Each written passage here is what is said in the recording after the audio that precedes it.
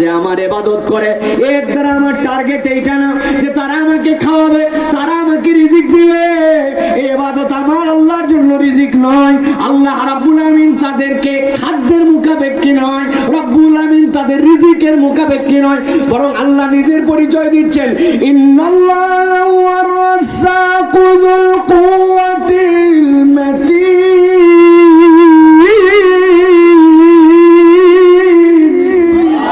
ও দুনিয়ার মানুষ ভালো করে জেনে রাখো, ওই আল্লাহ যিনি তোমার স্রষ্টা নিজের পরিচয় দিচ্ছেন, তিনি হচ্ছেন এমন রাজ্জাক যুল কুওয়াতিল মাতিন।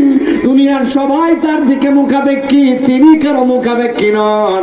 এই আয়াতে কারিমাগুলা যেটা আপনাকে এই পর্যন্ত বললাম, প্রথম আয়াতে কারিমা বোঝানোর জন্য এবার উল্টা দিক থেকে এবার আপনাকে যেতে হবে। একটু ঠান্ডা মাথায় দেখেন তো আল্লাহ কি বুঝাতে চেয়েছেন। আল্লাহ বলতেছেন, ও দুনিয়ার মানুষ, তোমার রব কারো রিজিকের মুখাপেক্ষী নন, বরং তিনি হচ্ছেন রাজ্জাক, তিনি হচ্ছেন যুল কুওয়াতিল মাতিন। আল্লাহ তার আগের আয়াতে বলতেছেন, মা উরিদু মিনহুম মির রিজকি ওয়া মা উরিদু আন ইউতঈমুন। তিনি চান না তোমাদের কাছে তোমরা তাকে রিজিক দিবে, তোমরা তাকে খাওয়াবে। তার আগের আয়াতে আল্লাহ বলছেন, ওয়া মা খালাকতুল জিন্না ওয়াল ইনসা ইল্লা লিয়াবুদুন। এই জিন আর ইনসানকে কেবলমাত্র আল্লাহর ইবাদতের জন্য সৃষ্টি করা হয়েছে। তার আগের আয়াতে আল্লাহ রাব্বুল আমিন বলছেন, ওয়া যাক্কির ফা ইন্নায যিকরা তানফাউল মুমিনিন। আপনি এই জিকির, এই কোরআন তাদের কাছে দেন, আমি আল্লাহ গ্যারান্টার হলাম এইটা ঈমানদারদের জন্য কল্যাণ দিবে।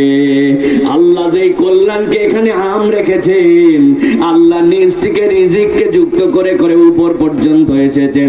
রব্বুল আলামিন মূলত এর দ্বারা বোঝাতে চান, বান্দা তার জীবনে যত ধরনের রিজিক লাগবে আল্লাহর এই কালামের দ্বারা, আল্লাহর এই জিকিরের দ্বারা, কোরআনের এই মহব্বতের দ্বারা, দ্বীনের এই আলোচনার দ্বারা আল্লাহ বান্দার জীবনে সব ধরনের রিজিকের ব্যবস্থা করে দিতে পারে।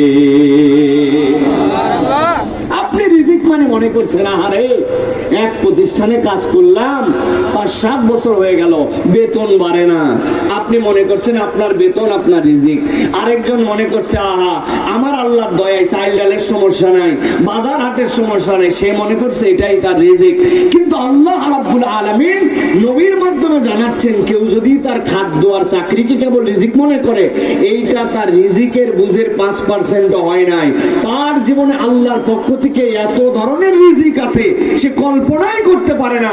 আমি যদি ছোট্ট উদাহরণ দেই, আপনি আপনার আমার চোখ, এই চোখ দিয়ে যে সকালবেলা উঠে আমার চোখ খুলে গেল, এরপরে সারাদিন চোখ পাপড়ি ফেললাম আর আমি দেখতে থাকলাম, অথচ এই চোখ যে হাজার হাজার বার চোখ খুললো আর বন্ধ হলো, এইটার পিছনে আপনার কোনো ফুয়েল লাগলো না, এইটার পিছনে আপনার কোনো পানি দেওয়া লাগলো না। অথচ একটা গাড়ির ড্যাশবোর্ডের সামনে যে ওয়াইফার থাকে, এইটা যদি আপনার ঠিকঠাক মতো একদিন চলান আর পানি দেন মাঝে মাঝে, তাহলে ভেতরের ট্যাঙ্কি খালি হয়ে যায়।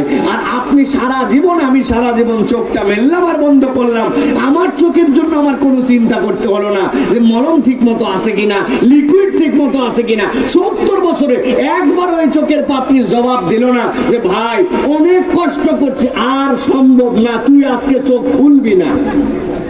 বলছে নাকি ভাই? রিজিক আমি বুঝি নাই যে আমার রিজিক আল্লাহ রাব্বুল আমিন কেমনে দিলেন। আমি এত ওয়াজ করলাম আর হাত যে এতবার নড়ালাম, আমার হাতের যদি একটা লিমিট করা থাকতো, ভাই তোমার হাত বহুত নড়ছে, 10 বছর ওয়াজ করতেছো, খালি হাত নড়ালে আর ঝাঁকি মারলে একদিন 150 বারের বেশি নড়বে না। হঠাৎ করে দেখছে এরকম করে নড়ানোর পরে শেষ ছিল ওইটাই 150 বার, এরপরে হুজুরের হাত আর নড়ে না। এরকম হয়েছে নাকি আপনাদের কোনোদিন ভাই? নখগুলো এরকম হয়েছে নাকি? তো আমি খালি মনে করছি ভাত আর আমার খাবার, এইটুকুই রিজিক। আমার লাইফ পুরাটা যে আল্লাহর রিজিকের উপরে চলতেছে, এইটা আমরা কল্পনার মধ্যেও নেই নাই, ঠিক কি না? ও ভাই, কারা কারা এখানে আছেন যারা বাথরুমের ভিতরে স্যান্ডেল ব্যবহার করেন? হাত তোলেন তো ভাই একটু। মাশাআল্লাহ, খুবই স্বাস্থ্য সচেতন মানুষ আপনারা। বাথরুমের সাইজ কত আপনাদের? 3 feet by 5 feet, 4 feet by 5 feet, ছোট্ট ছোট্ট জায়গা, ঠিক না? এই বাথরুমের ভিতরে আপনি ঢোকেন, ঢুকানোর পরে কারা কারা বাথরুমের ভিতরে দৌড়াদৌড়ি করেন? আছেন কেউ ভাই? বাথরুমের ভিতরে সকাল বিকালের মর্নিং ওয়াক সারেন? আছেন ভাই? না, আমি অযৌক্তিক নৈতিক কারণে জিজ্ঞাসা করছি না, বোঝেন আগে।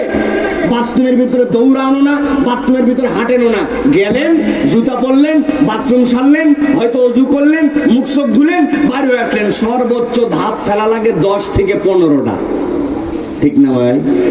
কিন্তু 3 মাস যাইতে না যাইতেই আপনার যে স্যান্ডেল খানা বাথরুমে ছিল, আহা, ওই স্যান্ডেল জবাব দিয়ে দিছে। ওই স্যান্ডেলের তলা খোয়াইতে খোয়াইতে ওইটা স্লিপ করে পিছলায় যায়, চিন্তা করে স্যান্ডেল বদল করা লাগবে।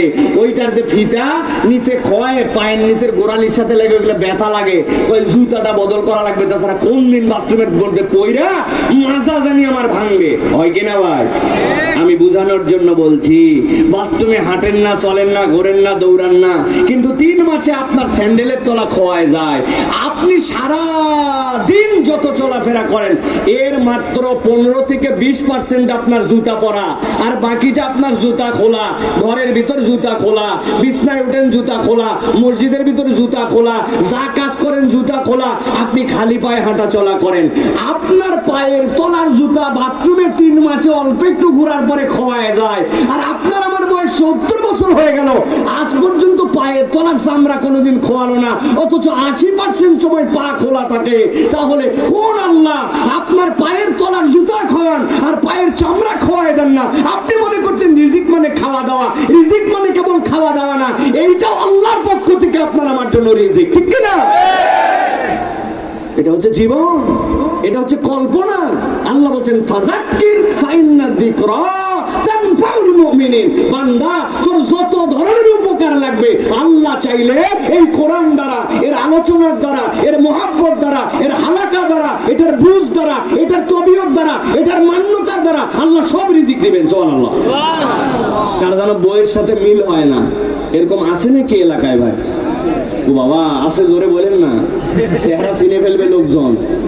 আপনি অন্যের বইয়ের খবর কেমনে জানলেন? তার মানে এই আছে মানে আমি, ঠিক না ভাই? আহা, বইয়ের সাথে মিল নাই, স্বামীর সাথে মিল নাই, সন্তানটা কথা শোনে না, যা কামাই রুজি করে বাহিরের মানুষ মনে করে বড় হাসি খুশি আছি, কিন্তু আসলে সংসারের টানাটানি ফুরায় না।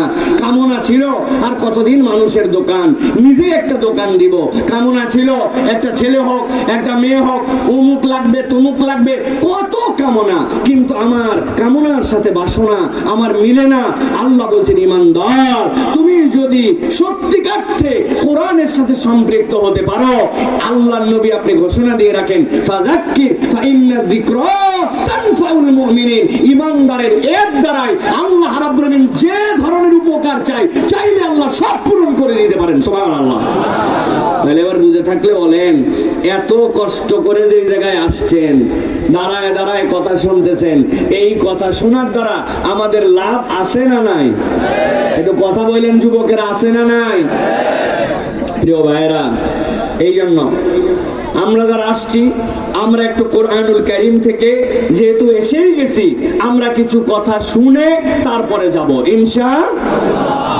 তবে আমি আপনাদের কাছে আবারও বলি, আমি এই চক্রবর্তী সহ এলাকায় এর আগেও আসছি, আমি কিন্তু আপনাদের কাছে সব সময় বলি, আমার ওয়াজ কিন্তু মুরব্বীদের জন্য না ভাই, আমার শ্রোতা হচ্ছেন তরুণ যারা। সুতরাং যেই মুরব্বীরা অনেকক্ষণ বসে আছেন, আপনাদের জন্য ছুটি দেওয়া থাকলো। যদি আপনাদের মনে না টানে, দিলে না ভালো লাগে, তাহলে আপনারা কিন্তু চলে যেতে পারেন, কোনো সমস্যা নাই। কিন্তু আমার শ্রোতা হচ্ছে তারা ইয়াং যারা, যুবকরা আসো ভাই, কারা কারা তরুণেরা আছে দেখে একটু হাত দুটো উঁচু করেন।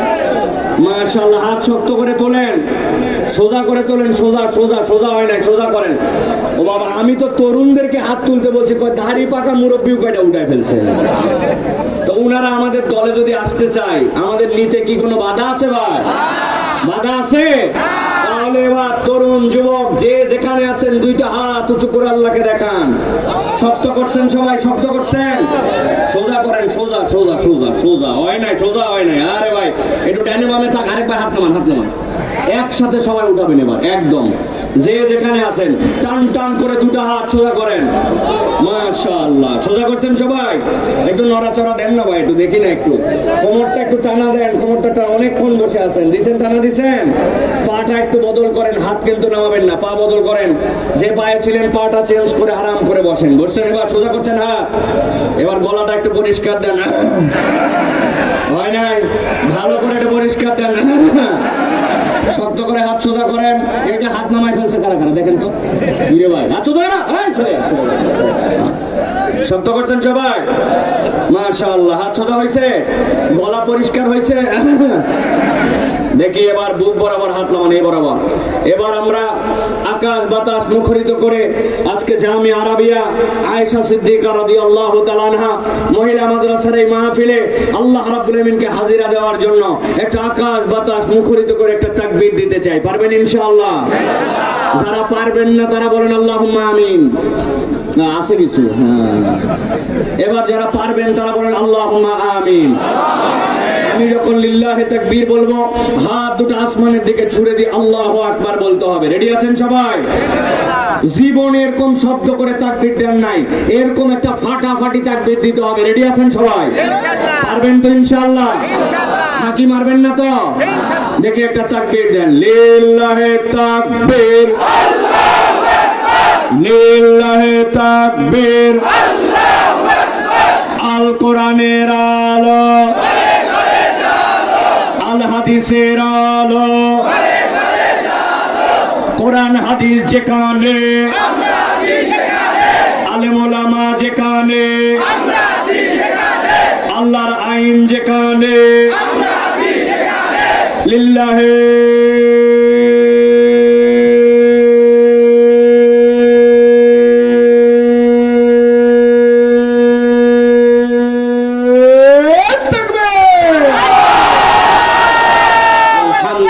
হাত নামান, হাত নামান। শয়তান আছে আর যেগুলারে মনে করছিল অনেক রাত হয়ে গেছে আর মাহফিলে থাকার দরকার আছে, এখন দেখবেন এইগুলো একটাও আর শয়তানের সাথে আর কাজ করতে পারে না, ঠিক কি না? এই জন্য আমরা কুরআনুল কারীম থেকে অল্প একটু কথা শুনতে চাই। আল্লাহ রাব্বুল আলামিন যেই কথা শুনলে দুনিয়া আখিরাতে আমাদের জন্য কল্যাণ দান করবেন, এরকম কিছু কথা আল্লাহ যেন শোনার তৌফিক দেন। বলেন আল্লাহুম্মা আমিন। আমি আপনাদের কাছে আজকে নিয়ত করছি সংক্ষিপ্তভাবে একটা প্রসঙ্গে কথা বলবো।